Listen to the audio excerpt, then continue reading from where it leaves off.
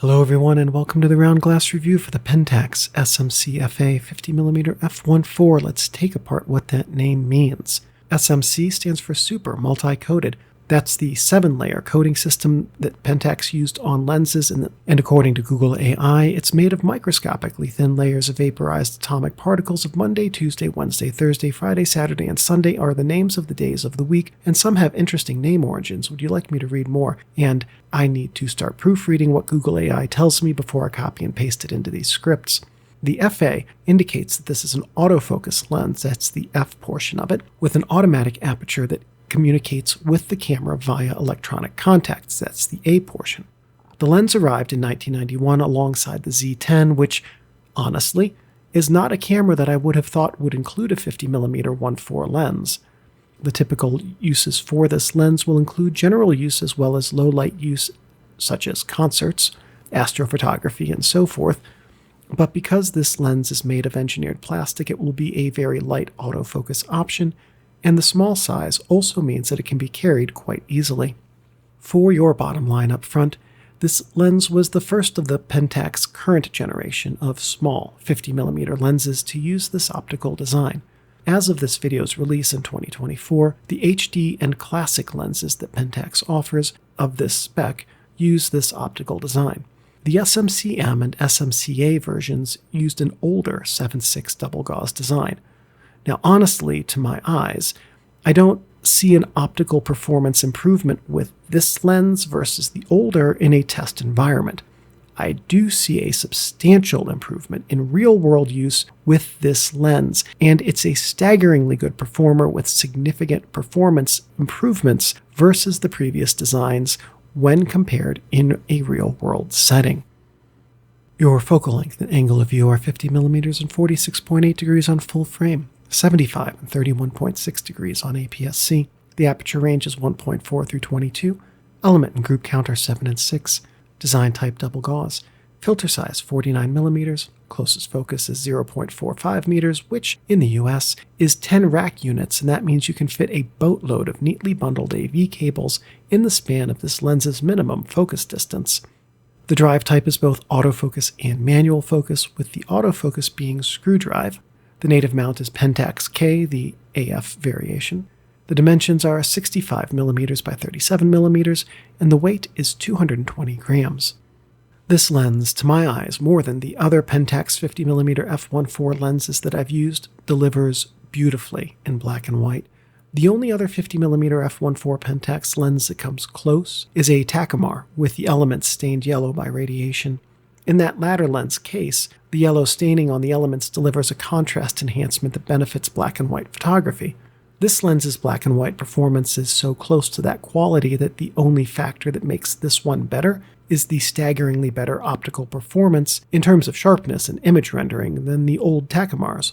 Next up, in terms of versatility, this lens is probably the top choice for Pentax shooters because it's both AF and MF, has an A setting on the aperture, and will work well with both autofocus and non-autofocus adapters on mirrorless. If you wanted a single fast 50 from Pentax, I would have a hard time telling you to justify the added cost of anything else over this one. Lastly, for both APS-C and Micro Four Thirds shooters, this is an awesome choice as a portrait lens as it balances a suitable focal length, good speed, and stunning image performance with a slightly wide-open softness and subject isolation that can be used to great effect for portraits on small sensors. We'll start with the blurry lights and the lens at infinity focus here, and we see lights with a slight dark ring near the edge. There seems to be a bit of undercorrected spherical aberration here, though it doesn't extend all the way to the perimeters of the blurry circles. This is unfortunate because if it did, the blurry areas this lens delivers would probably be the best from any Pentax lens, possibly ever, because undercorrected spherical aberration creates blur that blends together a little bit more smoothly than other types of spherical aberration correction. Focusing at the closest focus point on the blurry light shot, and full disclosure, I did have to change cameras between shots, though I don't recall why because I took boatloads of these on the same snow day back in 2023, and well, that was a long time ago now. Anyway, these lights are strongly uniform in illumination, and that indicates that at closer focus, some of the issues in the previous lights exhibited are mitigated here. This could indicate that the camera and software backing it play some role in how demanding this test is, just as much as this could indicate different performance at different focal positions, and I just lack the data to say with certainty which one it is. Looking at the dot's test chart, the center dot is nearly perfectly rendered with 2 pixels of discernible chromatic aberration and a very slight additional glow against a sensor that's 7,008 pixels wide. So that's chromatic aberration on the order of 0.03% when shot wide open.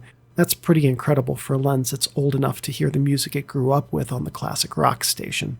By the first row of dots out from the center, chroma on the order of 10 pixels with chromatic aberration of 3 pixels is developed. I want to stress again that this is wide open, and that I lack the tools needed to ensure that the monitor and sensor are aligned to the micron, so the performance we're seeing here really is quite remarkable.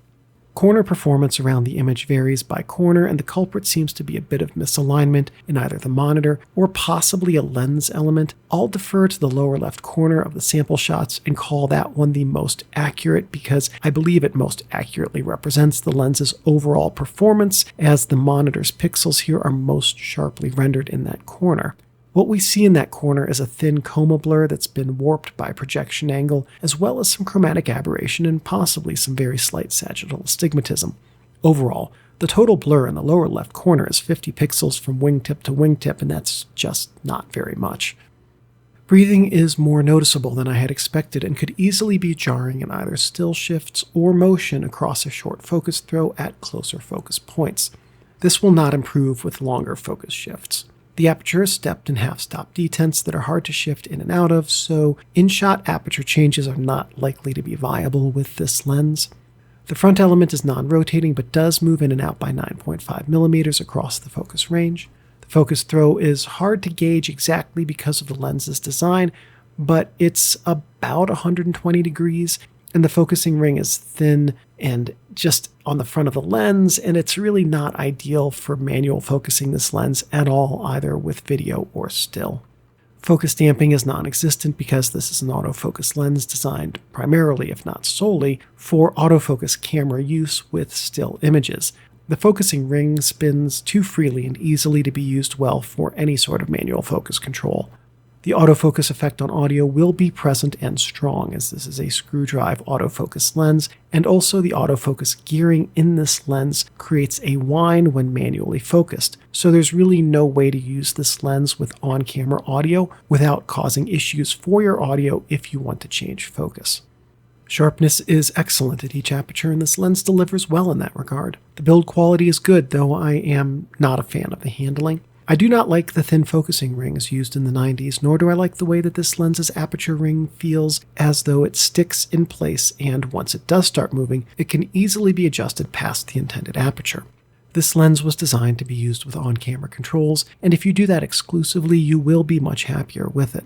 Contrast is generally fine, though it does not handle very bright areas as well as some other lenses, and I did find that film images were a hair flatter than I would like, so some post-processing contrast enhancements may be to your liking with this lens. Aperture stars start to form right away at f2, and they begin to look good at f2.8. At f11, they look incredible and keep getting better with peak star performance at f22. Out-of-focus areas are, in keeping with double gauze lens expectations and performance, quite nice. Blurry areas can be used as both a pleasing image element as well as a way to create subject isolation. Distortion is slight and in the barrel direction. In real-world use, it's going to be a non-issue because distortion is worse at close focus points, such as in this test, and when you focus at mid or far field focus points, distortion will not be noticeable with this lens. Light loss is present until f4 and generally very pleasing from an aesthetic perspective from f1.4 to f2.8. From f5.6 through f22, scene illumination on full frame is even. Looking at these photos taken on a GFX sensor, we can see that this lens's image circle extends well beyond the full frame area and that it could be used as a bit of a character lens on GFX, though I did not have time to take sample photos with this lens beyond the light loss tests while I had a GFX camera. Flare and ghosting never once occurred for me with this lens, and I also never used it with a lens hood. Balance with cameras is generally fine on film SLRs and Pentax APS-C DSLRs. I found it a bit front light on the Pentax K1. The Pentax SMC-FA 50mm f1.4 is a lens that is ideally suited for still image users who rely on autofocus and on-camera aperture controls. If that's you and you want a good Pentax Fast 50 lens, this is your choice, and it will deliver consistently, well, and in a manner that meets or exceeds what you need. If you want a lens for manual focusing and manual aperture control or for video work, this is not your Fast 50. For the target user of this lens, this is an ideal light, quality, and predictable optic that will do the job it's been tasked with and do it well, consistently. This lens was always better than I expected it to be, and though I began this video's work thinking of this lens as being far from my favorite Pentax Fast 50, it ended this video's work being my favorite and kicking the Pentax SMC-M off of the same spec throne. Hey, and if you enjoyed this video, check out this other one you'll probably really like too.